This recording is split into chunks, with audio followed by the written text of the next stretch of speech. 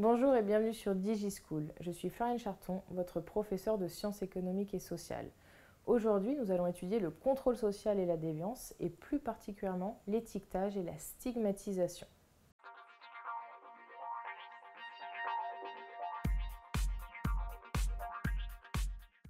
Alors, on a un auteur qui nous a dit que la déviance était le résultat d'un étiquetage.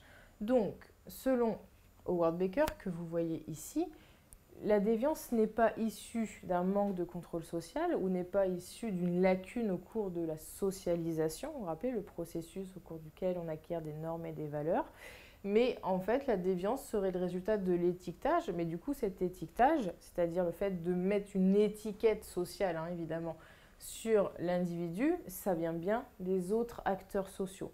Et donc en fait Howard Baker nous explique que la déviance, en fait, elle est due, façon de parler, elle est le produit, elle est la conséquence du comportement en fait, des autres acteurs sociaux.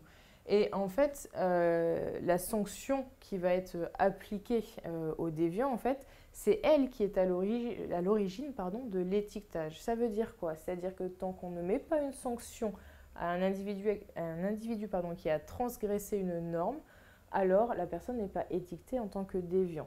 C'est parce que les autres individus vont se manifester, c'est parce que la société, on va dire, va se rebeller, façon de parler, ou va manifester son mécontentement ou son désaccord, que notre individu va devenir déviant et donc du coup va être accusé de déviance.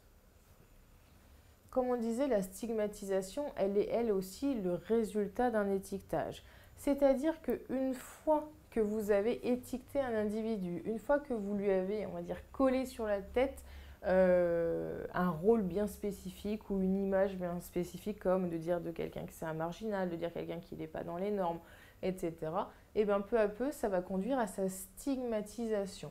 La stigmatisation, rappelez-vous, c'est le fait d'avoir une image négative de soi-même et qui peut être souvent encouragée par les autres individus, mais qui peu à peu va être intériorisée par la personne, par l'individu. Et en fait, cette intériorisation de l'étiquette et du coup de la stigmatisation va conduire en fait peu à peu à l'exclusion de notre déviant ou à sa marginalisation, c'est-à-dire être en marge de la société, être sur le côté de la société. Et en fait, cette stigmatisation, elle conduit au déviant, elle conduit le déviant, à acquérir un statut dévalorisé. C'est-à-dire que non seulement il est différent, mais ce différent n'est pas neutre, c'est un différent moins bien que le reste de la société, la plupart du temps. C'est-à-dire que c'est pas juste on accepte ou on tolère sa différence ou le fait qu'il soit hors norme. Non seulement il est hors norme, on va lui faire sentir, mais en plus on va bien lui faire sentir qu'il a un statut qui est inférieur au reste de la société. Et en fait, ce qui va se passer peu à peu, c'est que le déviant va adapter son comportement pour que ce comportement devienne réellement en adéquation avec l'étiquetage qu'on lui a mis. C'est-à-dire que même si à l'origine son comportement était peut-être un petit peu hors norme ou avec quelques petites différences avec le comportement de la majorité des individus, peu à peu, à force de l'étiqueter, à force de le stigmatiser, une fois qu'il aura intériorisé son rôle de déviant en concrétisant vraiment qu'il est en marge de la société, alors son comportement va, entre guillemets, s'adapter complètement à ce rôle de déviant et il va devenir d'autant plus hors norme qu'il ne l'était avant. Merci d'avoir suivi cette vidéo, j'espère qu'elle vous aura été utile. N'hésitez pas à vous abonner à la chaîne et si vous avez des questions, laissez-les en commentaire. À bientôt sur DigiSchool.